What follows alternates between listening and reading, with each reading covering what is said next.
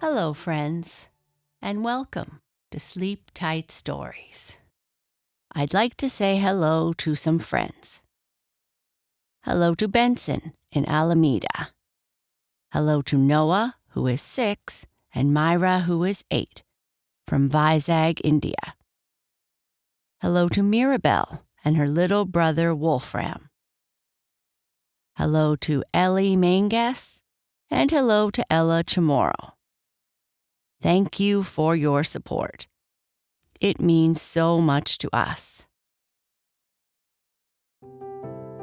I'd like to say a happy belated birthday to Bhuvan, who had his birthday on October 3rd. I'd like to wish a happy birthday to Linus, who has his birthday on October 13th, and to Daniel, who is also turning 11 on October 13th. Happy birthday also to Lucy, who has her birthday on October 15th. A very happy birthday to you all.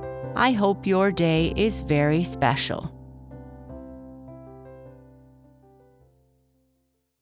This story is about Raggedy Ann and one of the dolls that lives in the nursery with her. Raggedy is very angry when she wakes up one morning and sees that a mouse has been in the nursery and has chewed on one of the dolls.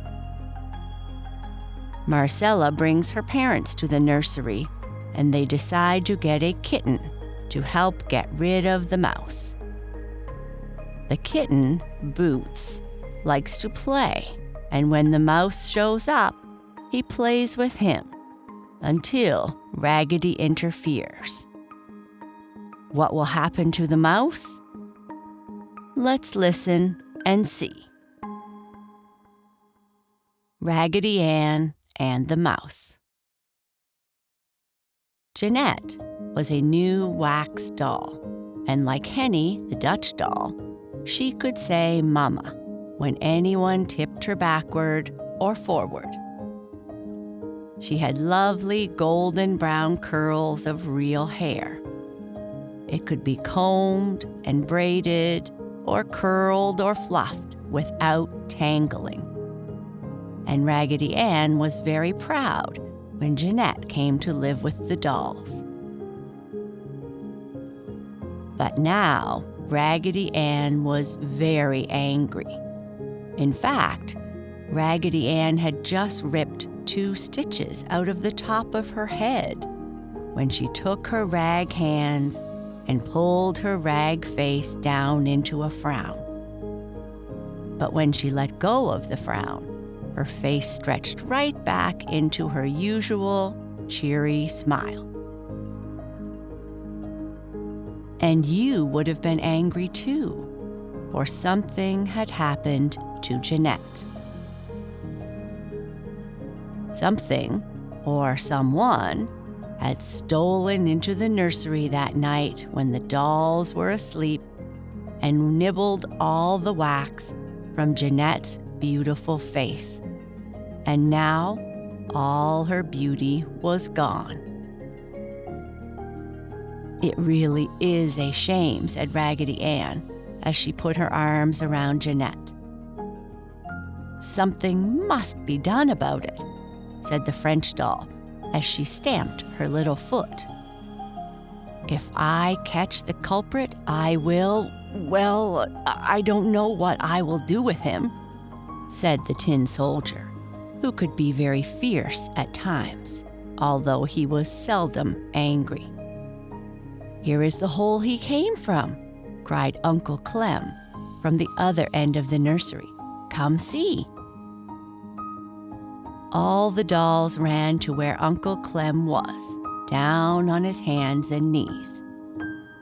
This must be the place, said Raggedy Ann. We will plug up the hole with something so he will not come out again. The dolls looked around and brought rags and pieces of paper and pushed them into the mouse's doorway. I thought I heard nibbling last night, one of the penny dolls said. You know, I begged for an extra piece of pie last evening when Marcella had me at the table, and it kept me awake." While the dolls were talking, Marcella ran downstairs with Jeanette and told Mummy and Daddy, who came upstairs with Marcella and hunted around until they discovered the mouse's doorway. "Oh, why couldn't it have chewed on me?" Raggedy Ann asked herself when she saw Marcella's sad face. For Raggedy Ann was never selfish. "Daddy will take Jeanette downtown with him and have her fixed up as good as new," said Mama. So Jeanette was wrapped in soft tissue paper and taken away. Later in the day, Marcella came bouncing into the nursery with a surprise for the dolls. It was a dear, fuzzy little kitten. Marcella introduced the kitten to all the dolls. "His name is Boots because he has 4 little white feet," said Marcella. So Boots, the happy little creature, played with the penny dolls, scraping them over the floor and peeping out from behind chairs and pouncing upon them as if they were mice, and the penny dolls enjoyed it hugely. When Marcella was not in the nursery, Raggedy Ann wrestled with Boots, and they would roll over and over upon the floor. Boots with his front feet around Raggedy Ann's neck and kicking with his hind feet. Then Boots would arch his back and pretend he was very angry and walk sideways until he was close to Raggedy. Then he would jump at her, and over they would roll, their heads hitting the floor bumpity-bump. Boots slept in the nursery that night and was lonely for his mom, for it was the first time he had been away from home. Even though his bed was right beside Raggedy Ann, he could not sleep.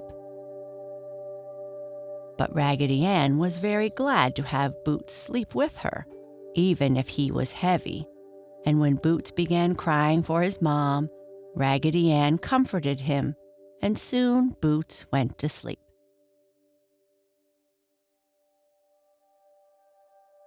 One day, Jeanette came home. She had a new coating of wax on her face, and she was more beautiful than ever. Now, by this time, Boots was one of the family and did not cry at night. Besides, Boots was told of the mouse in the corner and how he had chewed on Jeanette's wax, so he promised to sleep with one eye open. Late that night, when Boots was the only one awake, out popped a tiny mouse from the hole. Boots jumped after the mouse and hit against the toy piano and made the keys tinkle so loudly it awakened the dolls. They ran over to where Boots sat growling with the tiny mouse in his mouth. My, how that mouse was squeaking. Raggedy Ann did not like to hear it squeak, but she did not wish Jeanette to have her wax face chewed on again either. So, Raggedy Ann said to the tiny little mouse, "You should have known better than to come here when Boots is with us. Why don't you go out in the barn and live where you will not destroy anything of value?" "I did not know," squeaked the little mouse. "This is the first time I have ever been here." "Aren't you the little mouse who nibbled Jeanette's wax face?" Raggedy Ann asked. "No," the little mouse answered. "I was visiting the mice inside the walls and wandered out here to pick up a cake crumbs. I have 3 little baby mice at home down in the barn. I have never nibbled at anyone's wax face." "Are you a Mama Mouse?" Uncle Clem asked. "Yes," the little mouse squeaked. "And if the kitten will let me go, I will run right home to my children and never return again." "Let her go, Boots," the dolls all cried. "She has 3 little baby mice at home. Please let her go." "No, sir," Boots growled. "This is the first mouse I have ever caught, and I want to keep her." At this, the little Mama Mouse began squeaking louder than ever. "If you do not let the Mama Mouse go, Boots, I shall not play with you again," said Raggedy Ann. "Raggedy will not play with Boots again?" said all of the dolls in awed tone. Not to have Raggedy play with them would have been sad indeed. But Boots only growled. The dolls drew to one side, where Raggedy Ann and Uncle Clem whispered together. And while they whispered, Boots would let the little Mama Mouse run a piece, then he would catch it again and box it between his paws. This he did until the poor little Mama Mouse grew so tired it could scarcely run away from Boots. Boots would let it get almost to the hole in the wall before he would catch it, for he knew it would not escape him. As she watched the little mouse crawling towards the hole, scarcely able to move, Raggedy Ann could not keep the tears from her shoe-button eyes. Finally, as Boots started to spring after the little mouse again, Raggedy Ann threw her rag arms around the kitten's neck. "Run, Mama Mouse!" Raggedy Ann cried as Boots whirled her over and over. Uncle Clem ran and pushed the Mama Mouse into the hole, and then she was gone. When Raggedy Ann took her arms from around Boots, the kitten was very angry. He laid his ears back and scratched Raggedy Ann with his claws. But Raggedy Ann only smiled. It did not hurt her a bit, for Raggedy was sewed together with a needle and thread, and if that did not hurt, how could the scratch of a kitten? Finally, Boots felt sad and went over and lay down by the hole in the wall in hopes the mouse would return. But the mouse never returned. Even then, Mama Mouse was out in the barn with her children, warning them to beware of kittens and cats. Raggedy Ann and all the dolls then went to bed, and Raggedy had just dozed off to sleep when she felt something jump upon her bed. It was Boots. She felt a warm little pink tongue caress her rag cheek. Raggedy Ann smiled happily to herself, for Boots had curled up beside Raggedy Ann and was purring himself to sleep.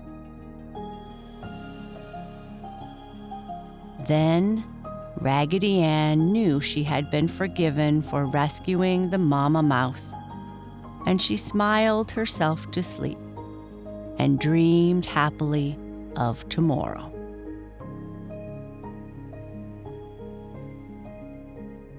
And that is the end of this story. Good night. Sleep tight.